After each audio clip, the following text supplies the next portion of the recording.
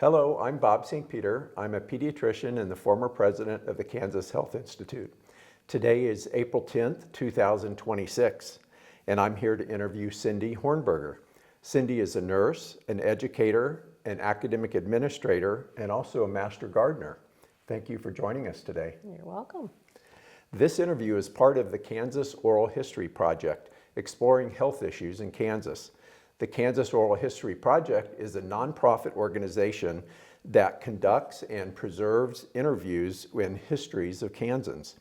This series is supported by donations from generous individuals and a grant from the United Methodist Health Ministry Fund. Our videographer is Dave Heineman, former Kansas State Representative. Cindy, thanks again for being here. Well, I'm glad to be here. So I'm looking forward to our conversation. Tell me a little bit about yourself and your background and how you, your early start of getting to where you are. Right. I want to start with it's a pleasure to be with you as well. Thank you. I am a lifelong Kansan. I moved here when I was 3 months old, and I grew up in Lawrence. And my adult life, I've had a career in which I've been helping Kansans with their health and their education.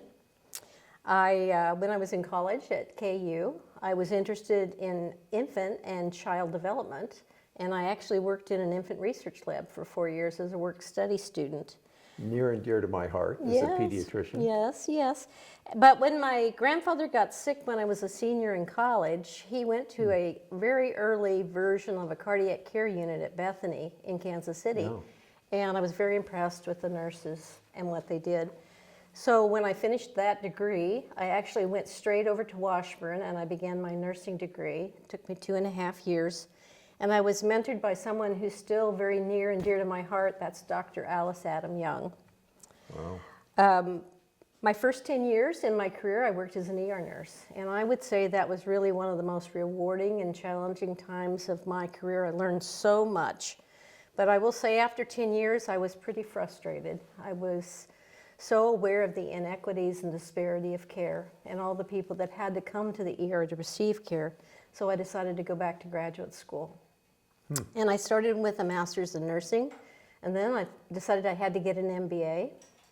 And then I eventually went on and got a PhD in nursing research.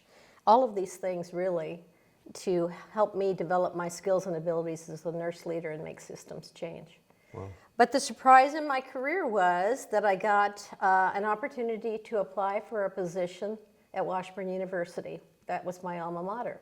So I went for my interview. My interviewees were all my former teachers, which was very unsettling. And about 3 days later, they offered me the job. So in 1989, I went to Washburn to start teaching, and I continued to teach there. So this is my 37th year being associated with Washburn University. Wow. Over the years, I became professor and dean of the school, and there are some things that I did in those years that I was very proud of. First, I developed our graduate program. So we first developed master's programs and then a doctorate. Didn't have the master's program? Wow. Doctor of nursing practice. It's always been there. No, those were evolutions. And then I also co-wrote a grant, a United States grant that was a FIPSI grant that we called the Transatlantic Dual Degree Program, where we developed dual degree programs with universities in Finland, Hungary, and Northern Ireland. And we were really studying how we could equalize, globalize nursing education so nurses educated in the United States could work in other countries. And it was a really, really positive experience. I want to ask one thing about that. You said nurses educated in the U.S. to go work in other countries. Yes. I know recently from conversations we've had in outside business that now we're looking for nurses trained in other countries to come to the U.S. That's correct. That's an interesting change. And the countries we choose are countries that develop nursing education in what I call the United States model. Okay. There's two primary models, the United States model and what I call the UK model, which is still more of an apprenticeship model with much more clinical hour requirements than what we require in the US. So it's very interesting to study. Yeah. It was a very positive experience for all of the students involved. What years was this? Because that was a while ago. This was about 2010 to about 2016. So not as long as I was thinking. No. Sorry, go ahead. My last full-time job at Washburn was I was special assistant to the president. And there I had a totally different set of responsibilities. I had university relations, alumni relations, and strategic analysis and reporting. So different hats for me. But one other thing I did while I was in that role is I developed the Leadership Institute for staff and faculty. And we had 125 graduates of that program in the years that I was in that position. Neat. Now I'm retired. I still teach just a little bit. I co-chaired doctoral student final projects. And I'm also currently serving as president of the board of directors at Stormont Vale Health. Yes. And recently, as part of that responsibility set, I've joined the Region 6 Policy Committee for the American Hospital Association. Excited about that, to learn about national trends. It's interesting to me for people who have the intellectual curiosity and the leadership capacity that you do. You have your primary career in nursing, but you find yourself doing a lot of other things in leadership and administration and those sorts of things. And certainly that has been a part of your career for a long time. It is, and it may be a thread of today's conversation, as a baccalaureate graduate, I was prepared as a professional nurse who was comfortable with leadership. And I'll speak to that a few more times today. Yeah, this whole concept of nursing and medicine becoming a team sport and the role of nurses, I look forward to getting into some of those things. Well, that's great. You touched on a lot of your different stops along the way. Tell me a little bit, just for the average person listening to this, what kind of training and education does a nurse go through in terms of classroom exposure, exposure? You mentioned before the UK model, maybe that had more apprenticeship types. Tell me a little bit about how a nurse becomes a nurse. You know, this was one of the most interesting questions you were proposing to me, because it's complicated. My educational path was 5 degrees over 27 years. And while that may sound very odd, interestingly, it wasn't atypical for my generation of nurses. We often got our basic education, went to work, and then many years later, in my case 10 years later, go back for graduate degrees. And so that always required us to work full-time and go to school often full-time. And it was really a very challenging thing to do. But now, training for nursing is initially, it can be at different steps. We call it a multi-step process. Nursing is licensed at several levels: practical, registered, and advanced. Okay. The practical nursing program is usually 12 to 18 months. Registered nursing education is actually 2 pathways now for licensure: the associate degree, which is 2 to 3 years, and the baccalaureate degree, which is 4 years. In 2025, I looked this up, 53.7% of registered nurses in Kansas entered the field after completing a baccalaureate degree. So it is still true that the majority of registered nurses have a baccalaureate degree. Both of those pre-baccalaureate degrees, both practical and registered nursing, require them to graduate from an accredited program and pass the national exam. We call it NCLEX. So practical nurses take the PN version and registered nurses take the RN version. And in all pathways, nurses take some basic courses in arts and sciences, obviously less than the PN. Yeah. You know, English, for example, would be a basic requirement because we do a lot of communication. Basic sciences are required. And then there is focused core work and coursework in nursing, and then a lot of hands-on and simulated clinical experiences for all of those degrees. Generally, we take a course that focuses on a particular age period, like pediatrics, and we take didactic or coursework, and then we have clinicals to reinforce the knowledge and the skills required to do that work. Yeah. Obviously, a very complex, extensive set of educational experiences and the licensing you were talking about. Tell me a little bit about the clinical training, clinical exposure that you get as a nursing student, and when does that begin? From the very beginning. In fact, really, quite honestly, nurses were seen as handmaidens, and their entire focus was clinical work.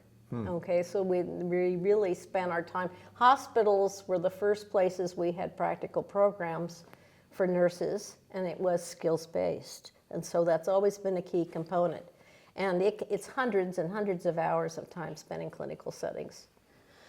Is that you mentioned this UK model? I'm intrigued by that. You drew a contrast that said the UK model seemed to be more of an apprenticeship with maybe more clinical Absolutely. experience. 2 to 3 times the amount of clinical time. And less didactic, less classroom time, I'm assuming. Historically, and I haven't spoken about this yet, but our history is diploma programs for our preparation, which were hospital-based and highly clinically focused. Yeah. Nursing students often lived on site in a dormitory, had very strict rules about where they could be and et cetera, when they had to be home. They could not be married. They had to live these very austere lives as they trained to become nurses. And they spent many, many, many hours in the hospital. And I was going to say that later, but I'll say it now, and that is when I started nursing school in 1976, it still was the most common pathway to get a diploma, a 3-year diploma, hospital-based, to get your required nursing education to be able to sit for your examination. And I know a lot of hospitals continue to have nursing education programs. Or do they actually offer the certification, the degrees, or do they have to be in partnership with the university? They have to be in partnership with the university. Okay. Did that change? And that many hospitals is changing as well. Okay. So there are fewer and fewer hospital-based programs. Diploma programs are no longer an acceptable pathway to get the preparatory training to be a nurse. Okay, so it's evolved more towards Affiliation with some type of educational institution. Great. Okay. And then I do want to speak about, much more recently, nurses have extended their education to receive advanced degrees that specialize them into a wide variety of trainings, midwifery, anesthesia being the classic ones, nurse practitioner, but clinical research, leadership, clinical informatics, geriatrics, and clinical nurse leader are some of the areas that people can specialize in. And as of 2015, that requires a Doctor of Nursing Practice degree, which is a 5-year post-baccalaureate. So after college? That's right, after college. And this educational pathway matches those of other post-baccalaureate practice doctorates, such as the MD, or the JD, or the PharmD. Yeah. So it puts us on par with peers in the healthcare team. Yeah. Now, how many of the nurses that, if you're in the hospital and thinking of all the nurses that are working in hospital, how many of them have that higher level of training versus maybe in an academic setting where I'm guessing it's more common? How many nurses have that? Do most nurses that are working on the hospital wards have that kind of training, or No. that's more in the Generally, there would be, it would be common to have several nurse practitioners working in the hospital. Okay. Not generally true that there would be one per unit, Okay. but there would be more than one in the hospital. Now, where most advanced practice nurse practitioners work is in the clinic setting, not in the hospital. True. So the question is a little bit, you need to understand the context of that. Later, I will tell you that we have about 9,200 advanced practice nurses in Kansas right now, as compared to about 9,000 LPNs and 54,000 or so registered nurses. So it gives you a sense of how many we have. How many? So tell me, from thinking of the clinical nurse, a nurse that's really working with patients in the clinic, at the bedside, what do you think is the characteristic that makes someone successful in their role as a nurse?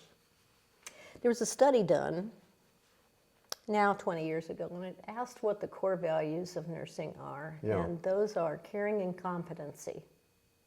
So a really good nurse at the clinical setting has empathy and strong communication skills, but they're also highly competent. They attend to detail. They're efficient, they manage time well, but they manage systems well. Yeah. Well, I'll speak quite a bit about the value of care coordination of a nurse. Good. And you mentioned the sort of trend towards specialization, more focused training. At the advanced level. At the advanced levels. That parallels in many ways maybe what's happened in medicine also, where this hyper-specialization tends to be taking place, just as the knowledge base and the scientific tools, technology becomes more advanced and more specialized. Yes and no, because the majority of advanced practice nurses are nurse practitioners who traditionally follow a general practice model. Think of nurse practitioners as most often focused in primary care. Okay. So that is a specialty, but it is a general specialty. Yeah. And so you don't see as many nurse practitioners going into neurology, for example. They really do focus on whole systems, whole families is where you'll see the most advanced practice. Clearly, there's midwives and nurse anesthetists and those type of things too, but the majority of them really are working as nurse practitioners. Well, one of the big questions that comes up all the time across the street in the legislature is, excuse me, is that issue of how do we meet the need for primary care providers in our state, particularly in rural parts of our state.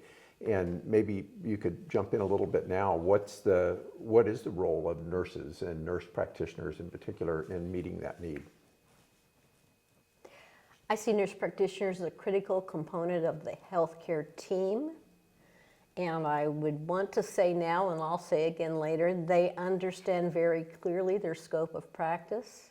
There's been much research done to say they do that safely and reliably. So I think they're a critical factor in delivering care in rural settings. Yeah.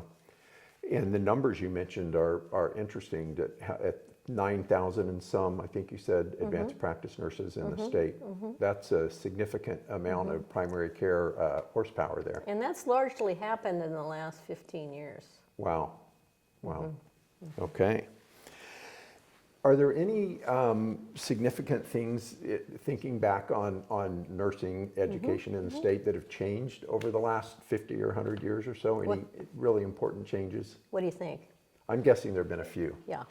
So I was reflecting. I have been a nurse 47 years. Wow. Wow, how can that be? Yeah. You know? But when I began nursing school, as I said before, nurses were mostly trained in diploma programs. When I told my family I was going to a baccalaureate nursing program, I had to explain over and over what that was, because that wasn't typical. These diploma programs, as I said before, were styled similarly to programs in the UK, where nurses were trained through apprenticeship-style programs that emphasized long hours in the clinical setting and less emphasis on arts and sciences. When I chose Washburn University, I went in for an interview with Dr. Alice Young, and I didn't know much about a baccalaureate program. And by the time I walked out, I said, I'm going to go to school there. We were taught, as I said, to be professional nurses, that we were well-versed in arts and sciences. We understood what we did, and we were also really well trained as leaders. And the other thing that I think will resonate with you is that we had a strong grounding in public health. Yes. Which really was the hallmark of a baccalaureate education, was this emphasis. One of our first awards that we gave to graduates was the Alice Jensen Award, who was the director of public health here in Shawnee County. So, but since then, nursing education's had a lot of challenges. As the profession grew in knowledge and abilities, our salaries increased, and so therefore pressure mounted for us to do more with less. And we had a lot of MBAs come through the hospitals in the 80s and 90s telling us that we needed to change our models of care. And now education's very expensive. And many students are choosing shorter pathways, and educational institutions are condensing education, in my opinion, too far to make it cheaper and more attractive to more potential candidates. And then it just takes a lot of commitment and sacrifice to get to those advanced levels, because, as I mentioned before, they're often working full-time, raising a family, and trying to go to school. Yeah. So at the same time, the entry into nursing practice changed. There's been a big growth, which we've already talked about, in advanced practice nursing. The medical and healthcare of a large healthcare system is now often equally provided by physicians and advanced practice nurses, and we know that to be true. And that includes both physician assistants and advanced practice nurses. And I think this is going to continue and really accelerate as we augment care with AI. Well, I want to get into talking about AI Yeah. more. We can talk about it Yeah, a little bit as you later. know, I'm very interested in Yes. that. There is currently 45 nursing programs in Kansas. I looked it Wow. up to see how many we had. And there is also an excellent document that was developed by the University of Kansas. They did volume 1 and 2. It's called The State of Nursing Workforce in Kansas, Workforce Trends 2015 to 2025, and they exhaustively look at the issue of nursing education and nurses. How are we going to Workforce. do? Are we going to be able to meet the demand And for nurses in Kansas? It's still a question, Yeah, very much so. hear it talked about all I the have time. some bad news for you, but I'm not going to tell it to you yet. Okay. Yeah. So we're sitting just inside the building here, and outside is a statue of Samuel Crumbine, who was a big figure in public health in Kansas in the late 1800s, early 1900s.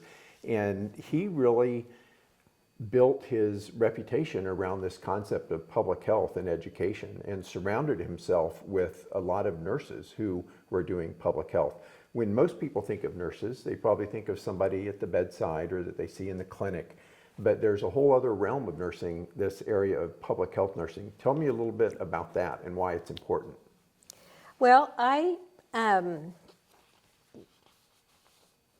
can I start somewhere just a little bit earlier? Sure.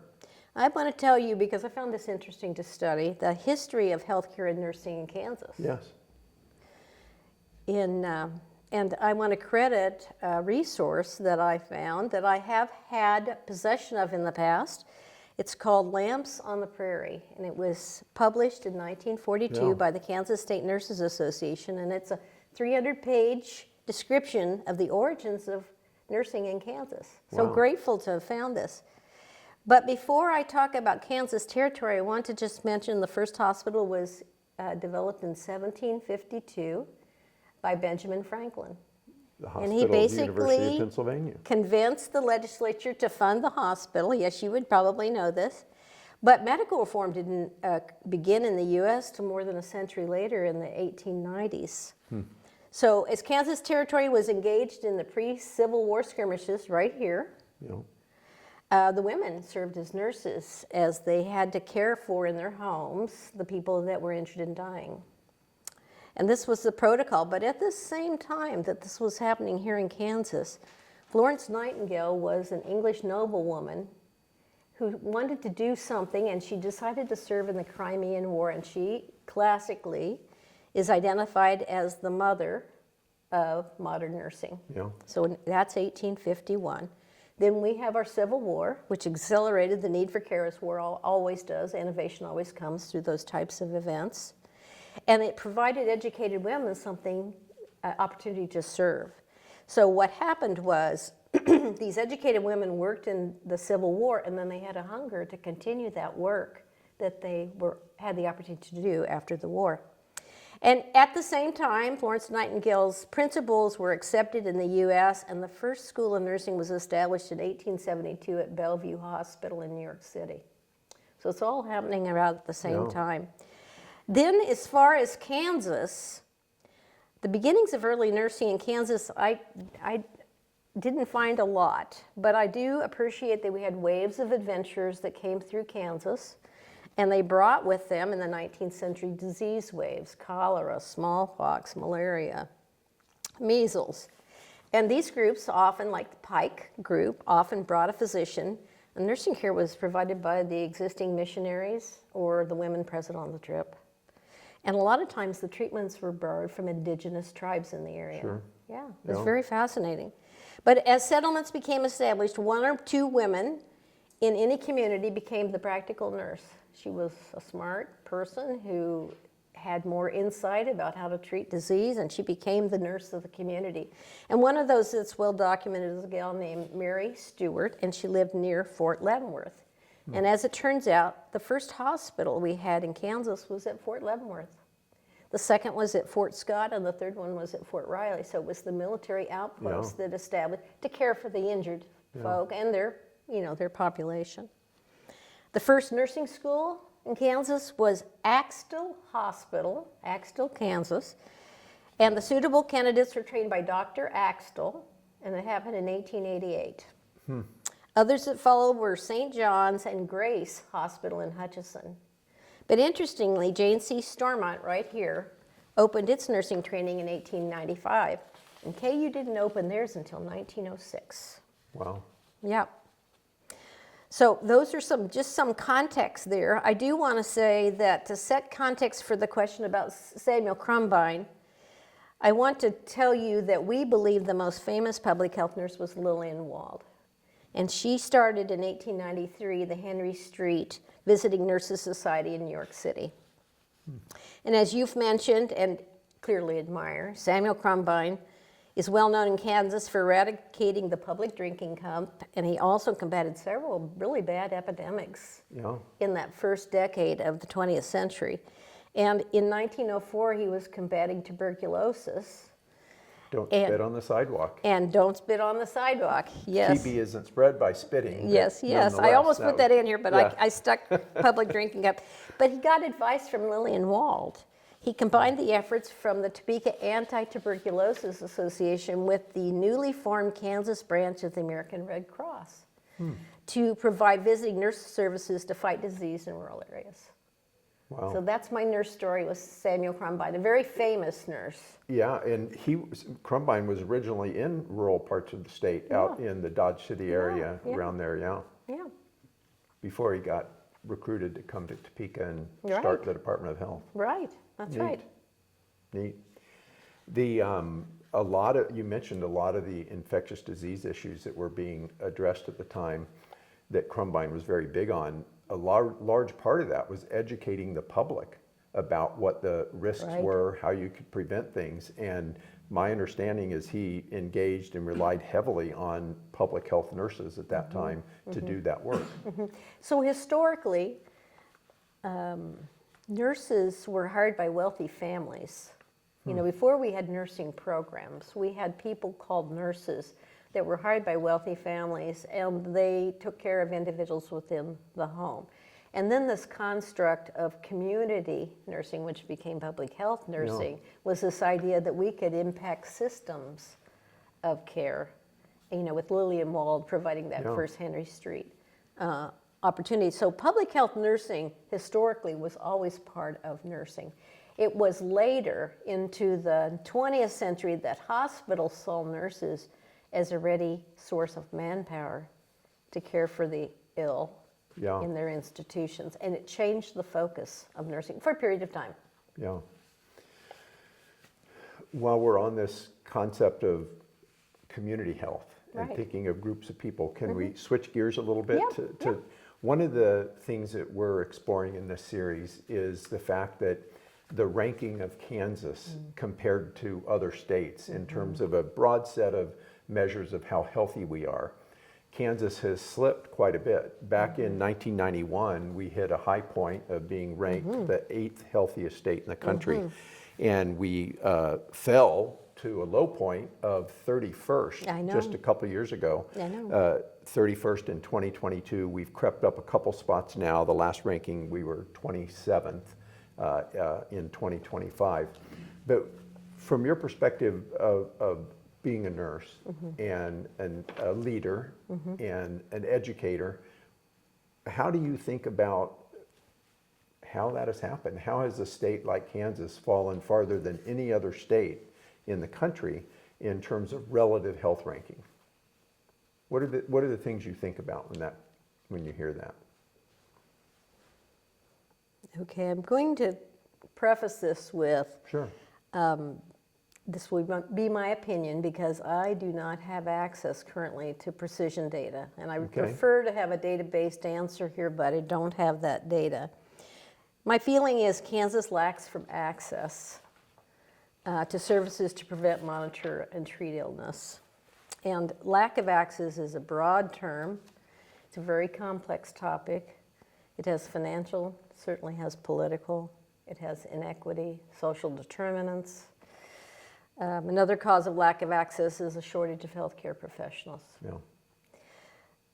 I have mentioned, this is a paragraph out of this document that I said, but it said the number of registered nurses and licensed practical nurses in Kansas has declined since 2019. This does not account for all this drop. The number of RNs dropped 9.6% from 2019 to 2025, while the LPNs dropped 12.7% in that same time period. The decline in number of licensors is likely related to an aging workforce, as well as the precipitous drop we saw with the COVID pandemic. Yeah. So one thing is a manpower issue. Another is a lack of trust in our healthcare systems. We are getting so much conflicting messaging about public health issues, and it's just tragic to have that happen.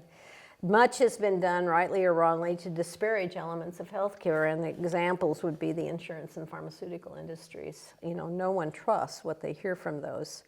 And public health in general gets a bad rap. Yeah. Especially, it took a strong hit during the COVID epidemic, you know, and bless their hearts, they did a yeoman's work during those years, and yet they got disparaged. Yeah. Are there things about, you've been involved in national organizations, so you've seen how other states operate. Is there anything in particular that you think makes Kansas stand out that could maybe be an insight into why we're not keeping up and doing as well, making as many gains as other states, and how healthy we are, and these broad measures that are in this report? A couple of things. Public health education is not emphasized as strongly now in a nursing curriculum as it was when I went through school. Secondly, in Kansas, we have political ramifications to healthcare, and there in every political season there are priorities and things that are not. And I feel so strongly that we do not emphasize the health and well-being of infants and children, for example, as we should. I don't think Kansas is unique in that, but I feel that very strongly, that particularly for people who are socioeconomically challenged, it is very difficult at times to access the care that is needed. Yeah. I love those 2 points that you've hit on, the access issue. And for states with our geography and population distribution, it's a challenge in some areas more than others, but also it varies by socioeconomic status and your ability to pay and get insurance. We're one of the few states, just a handful of states left in the country that hasn't expanded Medicaid yet. Correct. And then the other thing you brought up is sort of our lack of maybe emphasis on public health and public health education. That I agree. I think when you look at these kind of metrics that are very broad-based measures of how healthy we are as a society, it really is often related to those 2 issues that you talked about. One of my other foci in my career was quality improvement. Obviously, if you live in healthcare, you become well versed in that. But what that trains you to do is to think more about systems of care creating error instead of people. Yeah. I still see us doing a lot of finger pointing on people not doing what they need to do, but I encourage others to think about what is not working in the system of delivery of services. My PhD dissertation was on heart failure readmission rates, which was a huge issue in 1997, and it still is. I brought that up at the board. But you know, some of these things are really resistant to improvement. Yeah. And but the ones that break my heart are the ones related to infant and children. Yeah. Yeah. Yeah. You mentioned in those comments that period of time from 2019 to the current time and the drop in the number of nurses at different licensing levels in Kansas. Obviously, that was the point in time that COVID, the pandemic, hit. Step aside from those statistics and those dry numbers about the number. Tell me about what was it like for frontline nurses during that pandemic. You and I both serve on the board of a hospital here in Topeka, and we heard the stories, we saw the examples. But tell me again, from your perspective as a nurse, what was that time like for nurses in our state? Terrifying, exhausting, emotionally and physically challenging work, to come in every day and just watch people struggle to breathe and make hard decisions in families that now is the time to stop attempting to save them.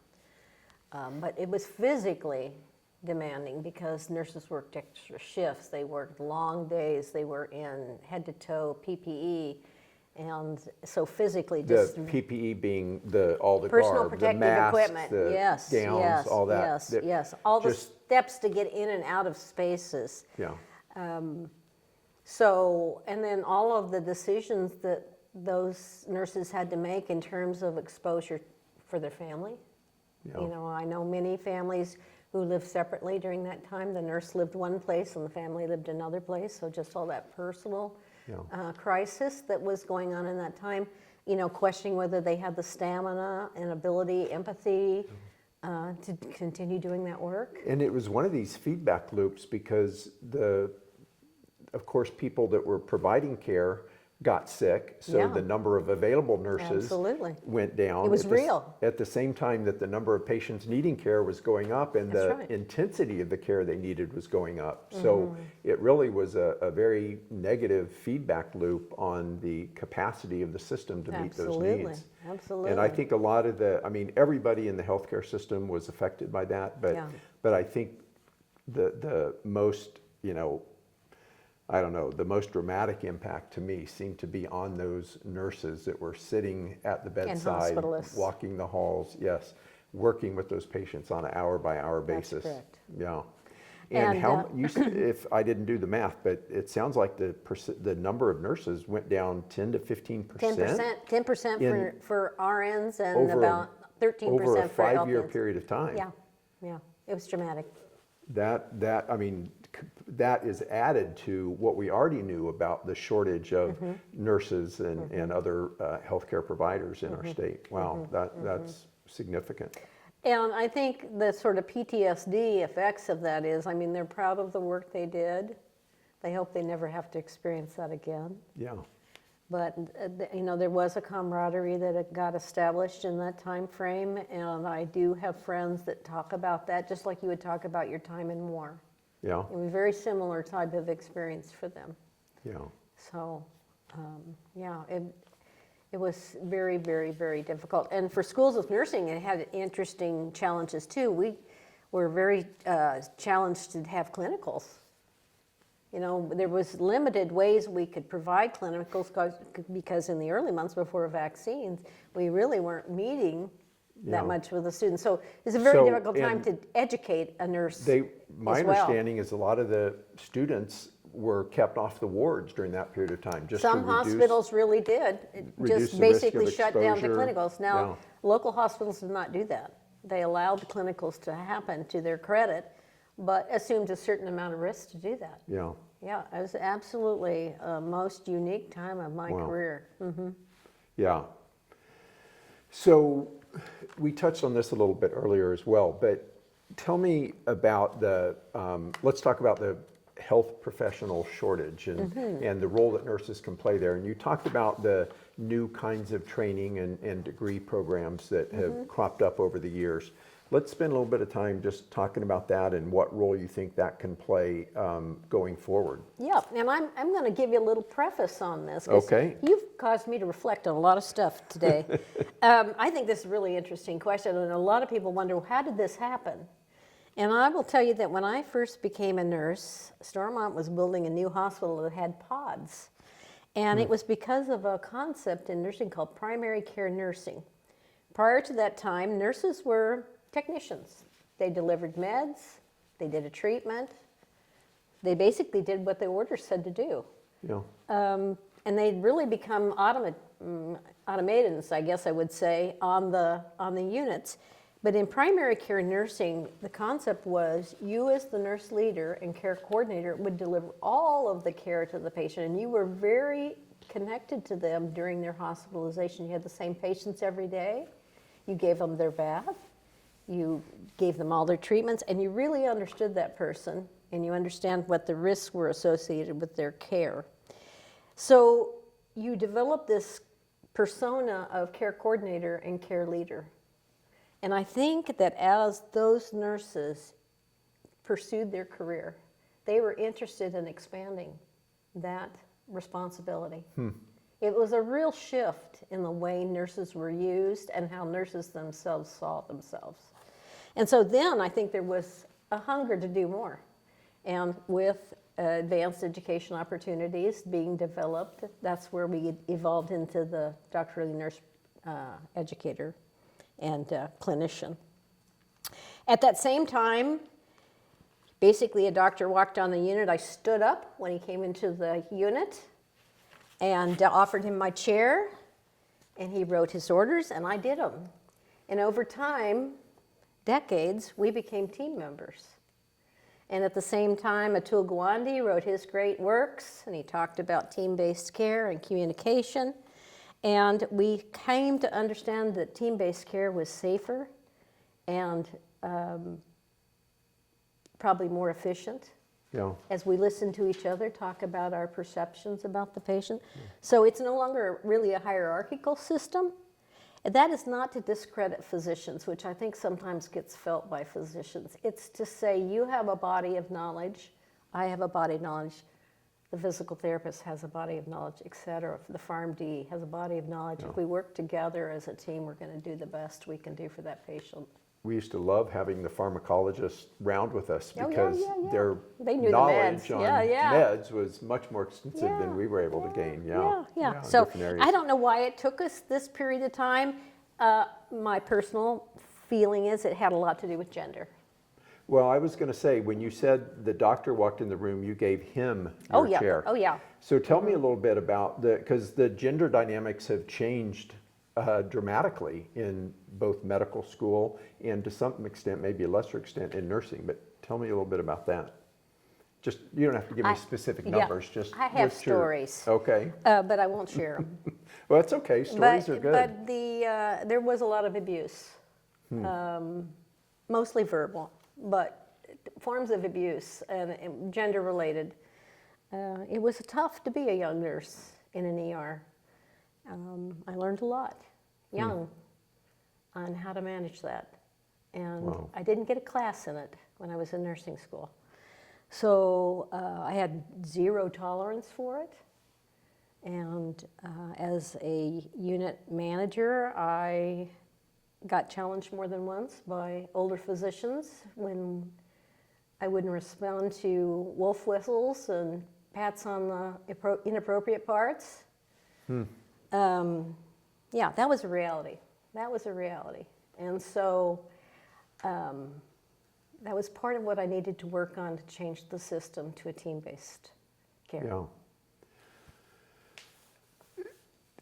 My understanding now is more than half of medical students in our country are female. And probably a third of And- nurses are male. And a third of nurses are male. So very different than when Very you different. started your career Yep. in nursing. Very yeah. different. Yeah, and my guess is you think that's a good thing. It's a on great thing. Both of those. It's a great thing because we think differently. Yeah. And I study complexity science, and I believe in emergence, and I believe the best thing comes from the space between. And so, and I want to learn something, I want to learn it with you, because you're going to add things to that discussion that I don't understand or perceive, and you're going to help me understand the phenomena so much better. Yeah. So that's the way. I mean, I know sometimes that takes more time, but just when we do a root cause analysis, for example, and we sit and we actually talk about what we saw in that experience, we come to have a depth, a dimension of understanding that we wouldn't have if it was just us. Yeah. I think another thing that's changed a lot in the last 50 years is the role of the patient as part of the team. That's right. And again, I think the nurses have always been closer to the patient in care settings. The physician maybe has a more limited interaction with them, but talk to me a little bit about how nursing has helped empower patients in their role that they play in their healthcare?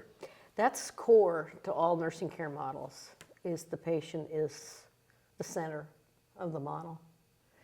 And so that's just ingrained into a nurse. Every nursing model has patient in the middle. We are there to facilitate what they are comfortable with. And so we've got very good with that with, say, hospice care, for example. But when we go to the clinic, sometimes we still don't quite have that going. You know, we're a little bit too automated in those environments. Time pressures, all that. Oh, yeah. So I get ornery sometimes when I go and they've made me wait an hour and a half. I always give them feedback on that. Yeah. Because I actually have things to do too.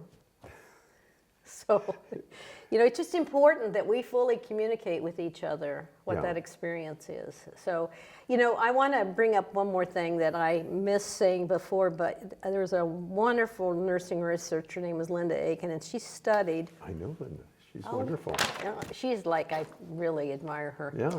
Well, she studied what do nurses bring to the value equation? And she coined a term called failure to rescue. Are you familiar with that?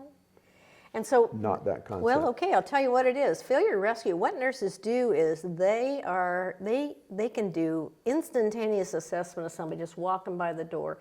But basically what they do is they watch for risk factors that you're going to develop pneumonia. They keep you from developing pneumonia. The cubes, they put together patterns. Now AI is starting to do this for us, but what we are is we prevent bad things from happening.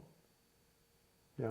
And you know, in a hospital setting, a lot of bad things can happen. Well, when you've seen a patient up close and personal for a few days, Yeah. you notice changes in their 100%, condition 100%. that someone may not notice if they're just popping in the room 5 minutes a day. And I used to try to teach this to nurses.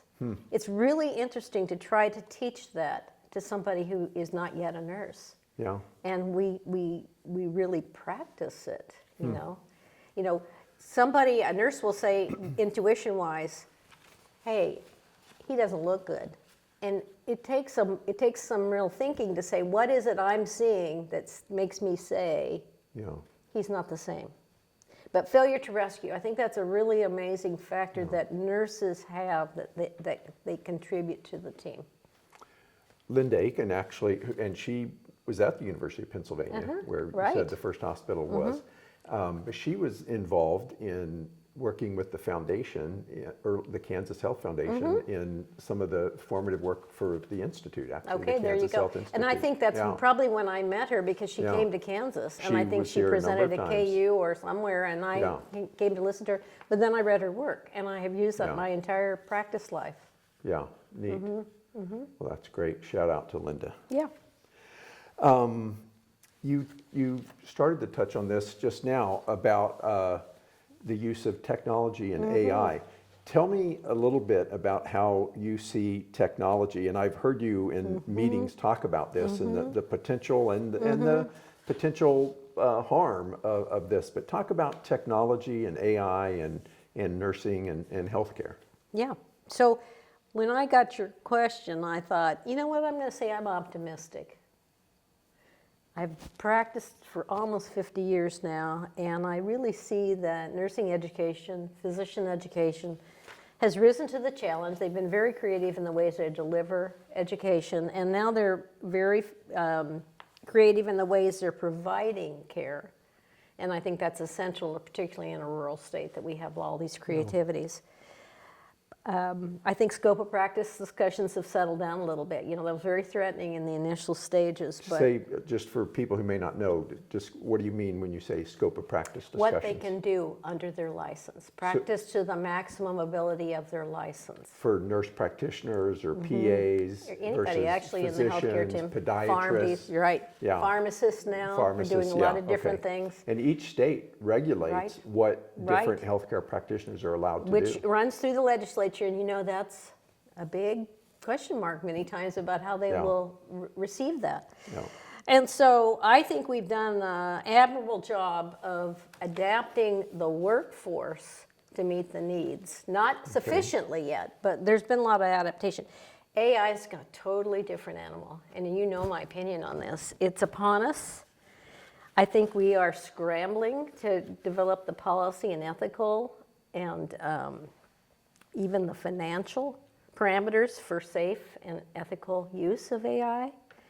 I personally feel that many of the current roles in healthcare will be replaced by AI, and very quickly. Many of the diagnostics will not be done by humans. It may be for a while be verified by humans because we'll want to keep our jobs, but I think it's coming so quickly, and I do not think that the system is working fast enough for this dramatic set of changes about to occur. What about the very personal, interactive aspect that's so much a part of nursing? How will AI change that? I remember, I don't know if you told me the story or if I read it somewhere about, and you mentioned this, noticing changes in patients. Yeah. There are now robots that roam patients' rooms and hospital hallways and can go in and make assessments like that as Right. well, taking in all sorts of data, including visual clues. Yeah. How, I'm replaceable. You're replaceable. We're replaceable.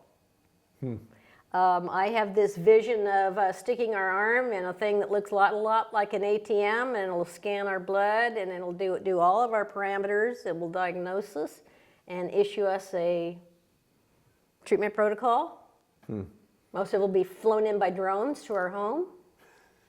I honestly believe that. I think surgery for a while will continue.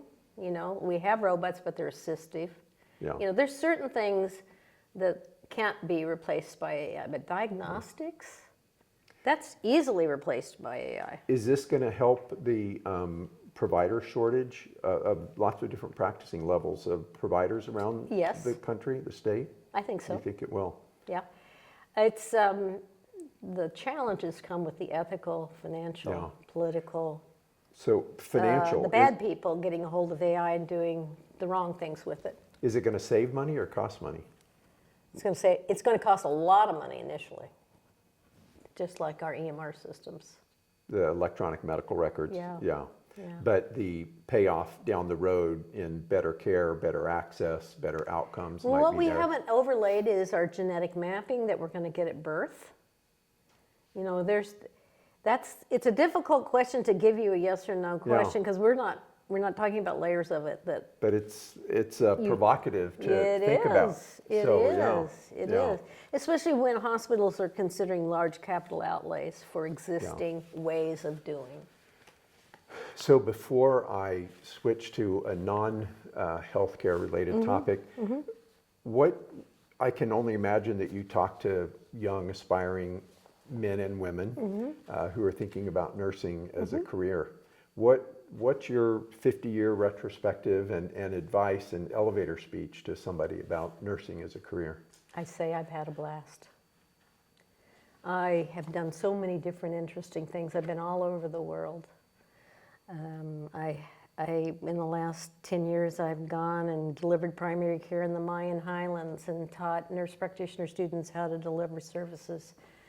In that setting, I have helped globalize nursing education. I have provided a hand when someone was dying in their home. I have worked train derailment and saw 75 people in 4 hours. I've just done so many interesting things. And the skills I learned as a nurse then allowed me to do all kinds of leadership things.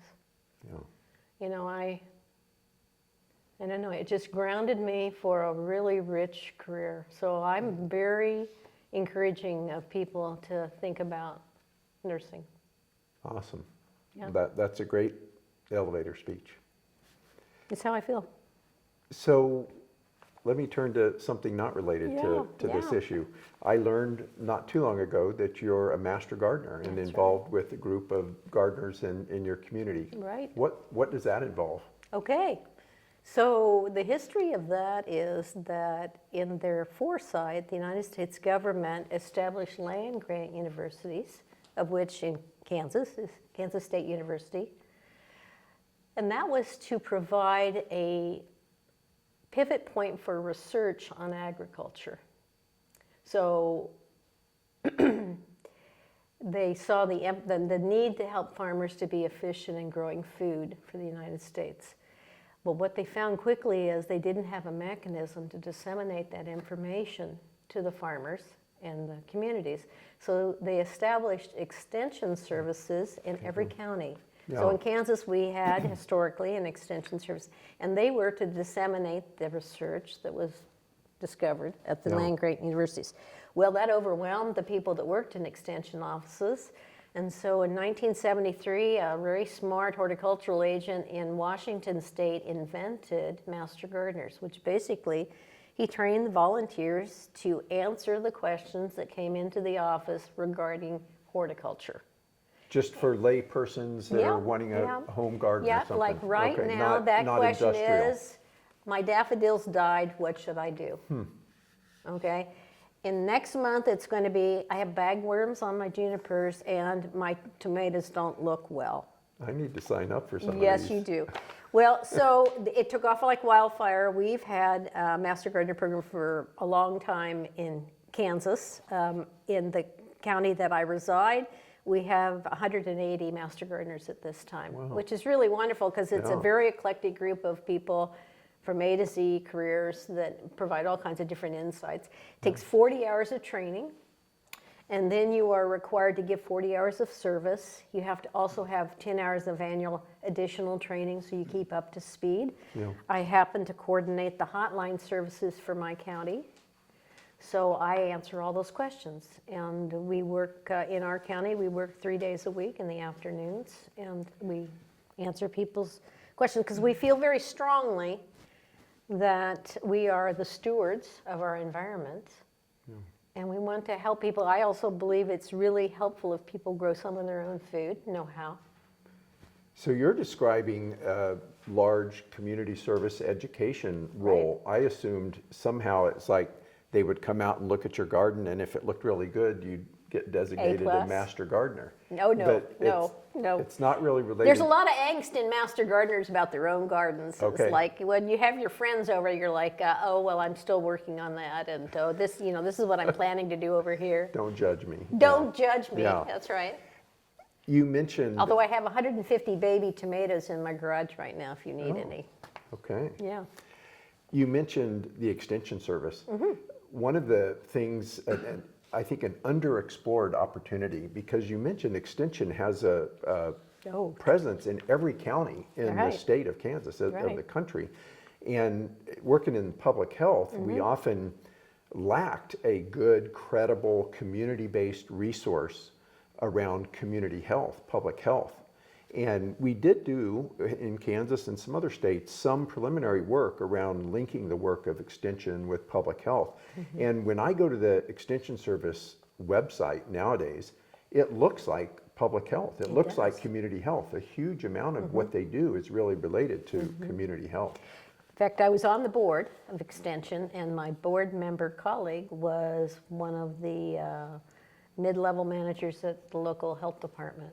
So yes, we make that connection. A lot, Extension, you think of this piece of them, which is agriculture and horticulture, but a lot of what they do is community wellness. And a lot of that is nutrition-based and parenting skills. To be quite honest, because I didn't grow up in a rural environment, I didn't understand all the things that Extension did till I became involved with them.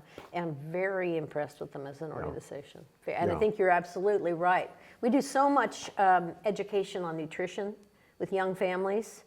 It is very important. It's very, very important.